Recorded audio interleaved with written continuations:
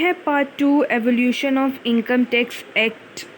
तो income tax act 1961 कैसे बना और 1961 तक पहुंचने के लिए क्या क्या एवोल्यूशन आते रहे, हम इस टॉपिक में आज ये कवर करेंगे।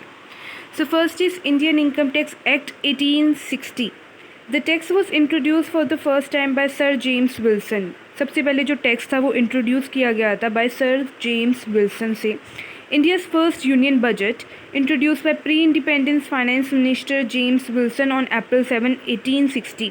यानी फर्स्ट इंडियन इनकम टैक्स जो है वो 1860 अप्रैल 7 को जो है सर जेम्स विल्सन ने बनाया था, और ये हमारा पहला यूनियन बजट था और ये इंडिपेंडेंस से पहले बनाया गया था।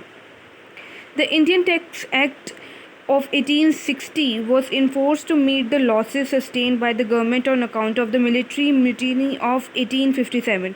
उस समय जो है वॉर चल रही थी, जिसके कारण गवर्नमेंट के पास इतना फ़ंड नहीं था, क्योंकि बहुत लॉसेस हुए थे, तो इतना फ़ंड नहीं था कि वो मिलिट्री इक्विपमेंट बाय कर सके। तो इस करके उन्होंने लोगों से टैक्स इम्पोज करना शुरू कर दिया, सो दैट कि जो इनकम उसे जनरेट होगी वो उसे आगे मिलिट्री और वॉर में जो है यूज़ कर सके। Indian income tax act 1886। The Income Tax Act 1886 was passed and remained in force with various amendments from time to time। Income Tax Act 1886 जो है उसके बाद पास किया गया, और उसके बाद काफ़ी सारे इस एक्ट में जो है अमेंडमेंट यानी चेंजेस टाइम टू टाइम आते गए। Under the Indian Income Tax Act of 1886, income was divided into 4 scheduled tax separately। 1886 में जो इनकम टैक्स एक्ट बना था उसे 4 शेड्यूल में जो है डिवाइड कर दिया गया था। फर्स्ट इज सैलरीज, पेंशन और gratuities, net profit of companies, interest on the securities of the government of India and other sources of income. Indian income tax act 1980। अब जो है इनकम टैक्स एक्ट 1918 आया। The Indian Income Tax Act of 1918 repealed the Indian Income Tax Act of 1886 and introduced several important changes। 1918 से पहले जो है income tax act 1886 था, उसके बाद जो है 1918 आया, जिसमें जो है काफ़ी सारे अमेंडमेंट चेंजेस हुए और सेवरल इम्पॉर्टेंट चेंजेस जो है 1918 इनकम टैक्स एक्ट में किए गए। Income tax act 1922। 1918 के बाद जो है इनकम टैक्स एक्ट 1922 जो है आया। Again it was replaced by another new act which was passed in 1922। 18 के बाद जो था 1922 इनकम टैक्स एक्ट दोबारा से रीन्यू चेंज किया गया। तो organizational history of the income tax department start in the year 1922। 1922 में बेसिकली एक इनकम टैक्स डिपार्टमेंट जो है बनाया separately. The income tax act 1922 gave for the first time a specific nomenclature to various income tax authorities. Various authorities बनाई गई income tax act 1922 में, क्योंकि department जो अलग से बना दिया गया था, पर्सनस अलग से बना दिए गए थे जो ये इनकम टैक्स को लेवी करेंगे, जो चार्ज करेंगे। तो वेरियस डिपार्टमेंट और अथॉरिटीज़ जो थी डिवाइड कर दी गई थी। The income tax act 1922 continue to be applicable to independent India. यानी इंडिपेंडेंस तक जो था 1922 इनकम टैक्स एक्ट ही चलता रहा था, but it became very complicated on account of innumerable amendments. क्योंकि बहुत सारे अमेंडमेंट्स किए गए थे, तो बहुत सारे चेंजेस, ये बहुत ही कॉम्प्लिकेटेड बन गया था अथॉरिटी के लिए इन सभी को जो है इकट्ठा मिलाकर रखना। The Government of India therefore referred it to the Law Commission in 1956 with a view to simplify and prevent the evasion of tax। Evasion of tax का मतलब है जो लोग टैक्स से बचते हैं, जो लोग टैक्स जो है नहीं पे करना चाहते हैं। तो जो है गवर्नमेंट, इंडिया की गवर्नमेंट को जो है ये एक्ट उनसे जो है उन्होंने एक लॉ पास किया 1956 में, जो इवेजन ऑफ टैक्स यानी जो टैक्स से लोग बचते हैं उनके लिए कुछ लॉ बनाए गए। The Law Commission submitted its report in September 1958 and Direct Tax Administration was established।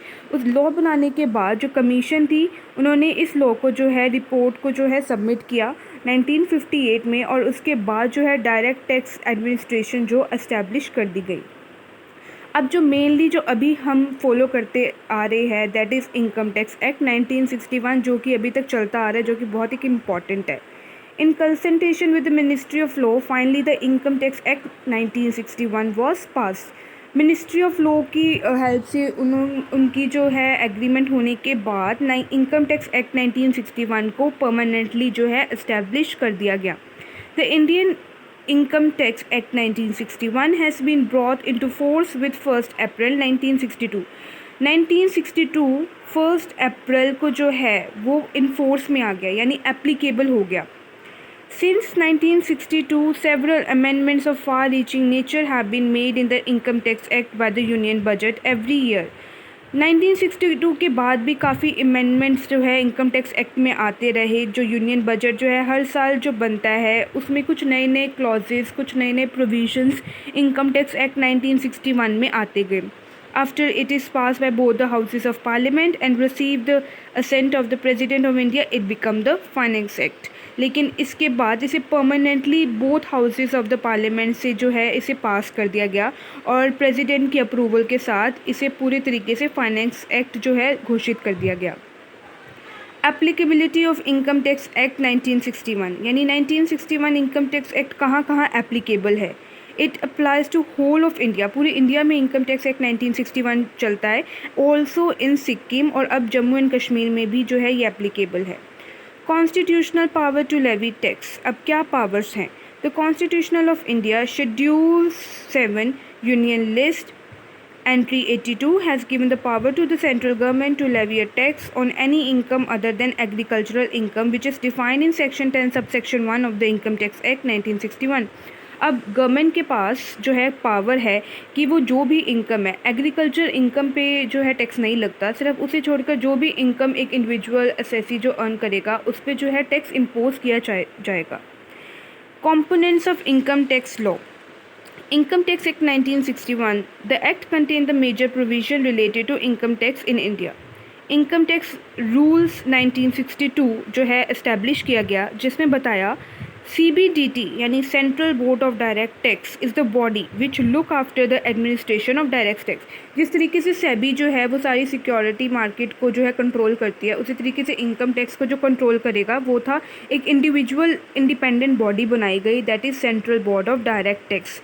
The CBDT is the empowered to make rules for carrying out the purpose of this act. जो भी relation, जो भी provisions होंगे, जो भी supervisory होगी वो CBDT के पास ही होगी, वही जो है सब कुछ कंट्रोल करेगा।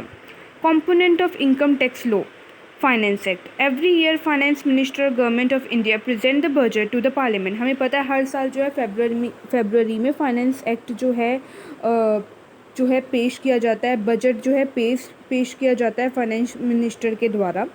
Once the finance bill is approve by the parliament and get the clearance from the president of India, it become the finance act.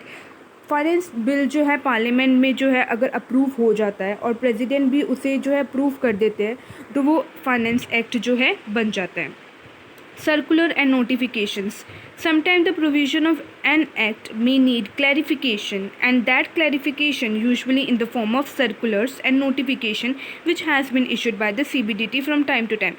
CBDT की एक अपनी ही साइट अवेलेबल है, गूगल में आप सर्च कर सकते हो। कोई भी अगर चेंजेस आते हैं, कोई भी प्रोविज़न नया आता है या कोई भी रूल नहीं आते हैं तो CBDT जो है एक सर्कुलर, एक नोटिस के थ्रू एक नोटिफिकेशन जो है वो डाल देती है अपनी वेबसाइट में, सो दैट कि क्लैरिफिकेशन सबको रहे, सो दैट आगे कोई इशू इसका ना बन सके। So head of income tax act 1961, यानी अब ये हेड बहुत इंपॉर्टेंट है, इसके इंडिविजुअल चैप्टर्स भी हैं कि हम इनकम टैक्स एक्ट 1961 को किस हेड्स के अंदर कैलकुलेट करते हैं। First is income from salary. अगर किसी पर्सन को सैलरी कोई अर्न करता है तो उस पर भी जो है टैक्स उसे पे करना पड़ता है। इनकम फ्रॉम हाउस प्रॉपर्टी, अगर उसने कोई हाउस प्रॉपर्टी बाय की है या उसने रेंट पे दी है उस पर भी जो है टैक्स लगता है। Income from profit and gains, कोई भी प्रॉफिट या कोई गेंस हुआ है, कैपिटल गेंस हुआ है short term long term nature का, उस पर भी जो है टैक्स लगता है, चाहे वो बिजनेस और प्रोफेशन का हो। Income from capital gain again the same.